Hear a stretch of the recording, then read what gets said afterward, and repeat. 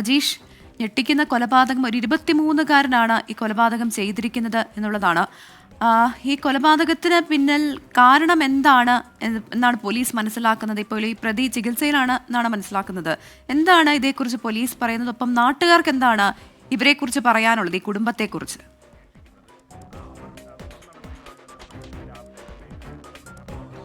പ്രവിത, എന്തായാലും അക്ഷരാർത്ഥത്തിൽ എല്ലാവരെയും ഞെട്ടിച്ച ഒരു കൊലപാതകങ്ങളായിരുന്നു ഇന്നലെ വെഞ്ഞാറമൂട്ടിൽ നടന്നത്. ഇന്നലെ വൈകിട്ടോടുകൂടിയാണ് ഈ സംഭവങ്ങൾ പുറത്തൊക്കെ അറിയുന്നത്. എന്തായാലും ആദ്യമൊക്കെ പോലീസുകാർക്കും ഉള്ളതുപോലെ തന്നെ നാട്ടുകാർക്കും വളരെയധികം ഞെട്ടലിലായിരുന്നു. ഈ കാണുന്ന വീട്ടിലായിരുന്നു ഈ അഫാൻ താമസിച്ചിരുന്നത്. ഇവിടെയാണ് 2 കൊലപാതകങ്ങൾ നടന്നത്.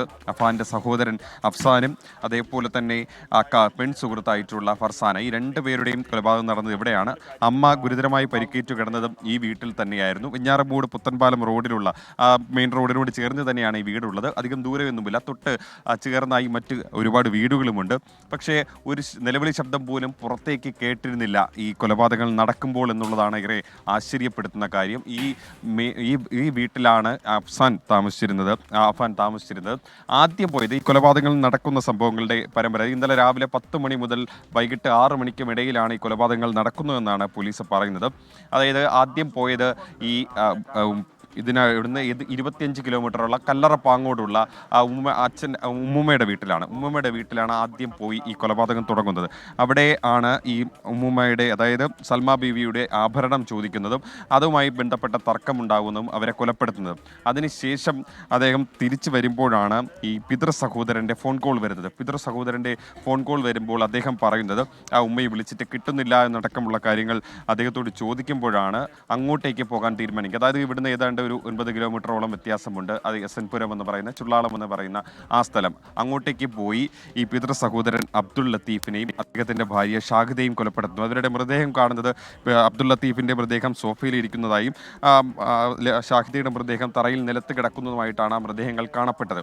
അതിനുശേഷമാണ് ഏറ്റവും ഒടുവിലാണ് സ്വന്തം വീട്ടിലേക്ക്, ഈ പേരുമലയിലുള്ള ഈ വീട്ടിലേക്ക് എത്തുന്നത്. ഈ വീട്ടിലേക്ക് എത്തിയ ശേഷം, അതായത് രാവിലെ ഉമ്മയെ കഴുത്തു ഞെരിച്ച് തറയിൽ എറിഞ്ഞിരുന്നു. ആ സമയത്ത് ഉമ്മയുടെ ശരീരത്തിൽ മുറിപ്പാടുകളുണ്ടായിരുന്നു, തലയിൽ മുറിപ്പാടുകളുണ്ടായിരുന്നു. ഉമ്മ മരിച്ചു എന്ന് ഉറപ്പുവരുത്തിയ ശേഷമാണ് ഇയാൾ പോയത്. പക്ഷേ ഉമ്മയ്ക്ക് ജീവനുണ്ടായിരുന്നു, മുറിയിൽ പൂട്ടിയിട്ടിരിക്കുകയായിരുന്നു. പിന്നീട് വൈകിട്ടോടെ ഇവിടെ തിരിച്ചെത്തിയപ്പോഴേക്കാണ് ഈ കാമുകി ആ സമയത്തിനിടയ്ക്ക് ഇവിടുന്ന് വിളിച്ചു വരുത്തിയിരുന്നു. അതായത് കാമുകിയുടെ ആ വീട് ഈ മുക്കന്നൂർ എന്ന് പറയുന്ന സ്ഥലമാണ്, വെഞ്ഞാറമൂട്. അവിടുന്ന് 3 മണിയോടെ കാമുകിയായിട്ടുള്ള, അതായത് പെൺസുഹൃത്തായിട്ടുള്ള ഫർസാന വീട്ടിൽ നിന്ന് ഇറങ്ങിയെന്നാണ് മനസ്സിലാക്കുന്നത്. അവർ ട്യൂഷന് പോകുന്നു എന്ന് പറഞ്ഞാണ് ഇറങ്ങിയത്. അത് BSc കെമിസ്ട്രി വിദ്യാർത്ഥിയാണ്, അഞ്ചലിലെ കോളേജിലാണ് പഠിക്കുന്നത്. 21 വയസ്സ് മാത്രമേ ആ പെൺകുട്ടിക്കും പ്രായമുള്ളൂ.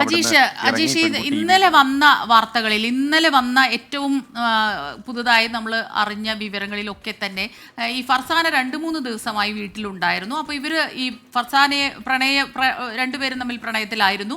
ഫർസാനയെ വീട്ടിൽ കൊണ്ടുവന്നു. അതിനുശേഷം ഉണ്ടായ തർക്കമാകാം ഒരുപക്ഷെ ഇത് ഇങ്ങനെയൊരു ക്രൂരകൃത്യത്തിന് കാരണമായത് എന്നുള്ള വിവരങ്ങൾ വന്നിരുന്നു. അതിനുശേഷമാണ് ഫർസാനയുടെ ബന്ധു പറയുന്നത് വൈകിട്ട് 3 മണിക്ക് ട്യൂഷനായാണ് ഫർസാന പോയത്, അത് കണ്ടവരുണ്ട് എന്ന് പറയുന്നു ബന്ധുക്കൾ. ഇതിൽ ഏറ്റവും പ്രധാനപ്പെട്ട ഒരു കാര്യം, 3 ഇടങ്ങളിൽ, ശരിക്കും പറഞ്ഞാൽ 3 പോലീസ് സ്റ്റേഷൻ പരിധികളിലാണ് ഈ കൊലപാതകങ്ങൾ നടന്നിട്ടുള്ളത്. അപ്പോൾ കൃത്യമായി ആസൂത്രണം ചെയ്ത് നടത്തിയ ഒരു കൊലപാതകം പോലെയാണ് നമുക്ക് ആദ്യം തോന്നുക.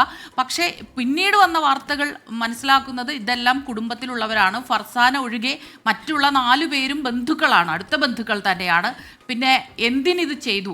അത് അമ്മ ഷമി അതീവ ഗുരുതരാവസ്ഥയിൽ തന്നെയാണ് ഇപ്പോഴും ആശുപത്രിയിൽ തുടരുന്നത്. ആദ്യം ആക്രമിച്ചത് അമ്മയാണ് അല്ലെങ്കിൽ ഉമ്മയാണ് എന്നാണ് ലഭിച്ച വിവരങ്ങൾ. അപ്പോൾ ഇതെല്ലാം കൂടെ ചേർത്ത് വായിക്കുമ്പോൾ കാര്യം താൻ തന്നെയാണ് ഇതെല്ലാം ചെയ്തതെന്ന് പ്രതി പോലീസ് സ്റ്റേഷനിൽ എത്തി സമ്മതിക്കുന്നു. പക്ഷേ ഒരുപാട് ചോദ്യങ്ങൾ വീണ്ടും നിൽക്കുകയാണ്.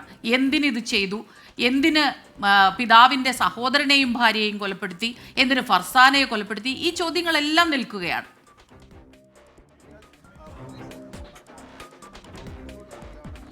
ഇത് പറഞ്ഞതുപോലെ തന്നെ ആ ചോദ്യങ്ങൾക്കാണ് ഈ ഉത്തരം കണ്ടെത്തേണ്ടത്. കാരണം ഇതിൽ കാരണമാണ് ഇപ്പോഴും അവ്യക്തമായിട്ടുള്ളത്. എന്തിന്? കാരണം രക്തബന്ധുക്കളാണ് മരിച്ചതിൽ 4 പേര്. ആ രക്തബന്ധുക്കളെ എന്തിന്, അമ്മയും അനിയനെയും പിതൃ സഹോദരനെയും അദ്ദേഹത്തിൻ്റെ ഭാര്യയും ഒക്കെ എന്തിന് ഇത്ര ക്രൂരമായി കൊലപ്പെടുത്തിയെന്നൊരു ചോദ്യമാണ് പ്രസക്തമായിട്ടുള്ളത്. ഒരുപക്ഷെ ഈ അഫാൻ ലഹരിക്കടിമയായിരുന്നു, അല്ലെങ്കിൽ മറ്റെന്തെങ്കിലും സാമ്പത്തിക തർക്കത്തിൽപ്പെട്ടത്, അല്ലെങ്കിൽ മറ്റേയാൾക്ക് എന്തെങ്കിലും മാനസികമായിട്ടുള്ള പ്രശ്നങ്ങളുണ്ട്. ഇങ്ങനെ പലവിധ ചോദ്യങ്ങളുണ്ട്. ഇതിലെപ്പോഴും അവ്യക്തത തുടരുകയാണ്. എന്തായാലും ഈ മെഡിക്കൽ കോളേജിൽ ചികിത്സയിലാണ് അഫാൻ ഇപ്പോൾ ഉള്ളത്. അദ്ദേഹത്തെ അദ്ദേഹത്തെ തന്നെ കൂടുതൽ ചോദ്യം ചെയ്താൽ മാത്രമേ ഇയാളെ കൂടുതൽ ചോദ്യം ചെയ്താൽ മാത്രമേ അക്കാര്യത്തിലൊരു വ്യക്തത വരികയുള്ളൂ. എന്തായാലും അദ്ദേഹത്തിൻ്റെ മൊബൈൽ ഫോൺ അടക്കം പരിശോധിക്കേണ്ടതുണ്ട് പോലീസിന്.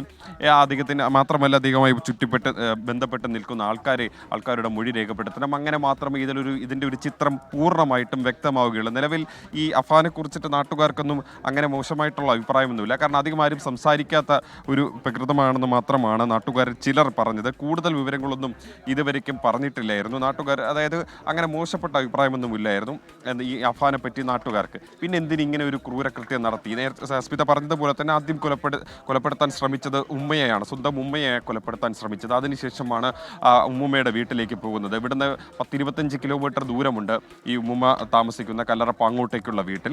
അവിടെ നിന്നാണ് രണ്ടാമത്തെ ഈ കൊലപാതകം നടക്കുന്നത്. അതായത് പിതൃ സഹോദരൻ്റെയും അതേപോലെ തന്നെ അദ്ദേഹത്തിൻ്റെ ഭാര്യയും കൊലപ്പെടുത്തിയ ആ വീട്ടിലേക്ക്, എസ് എൻ പുരത്തെ ചുള്ളാളത്തെ ആ വീട്ടിലേക്ക് പോകുന്നത്.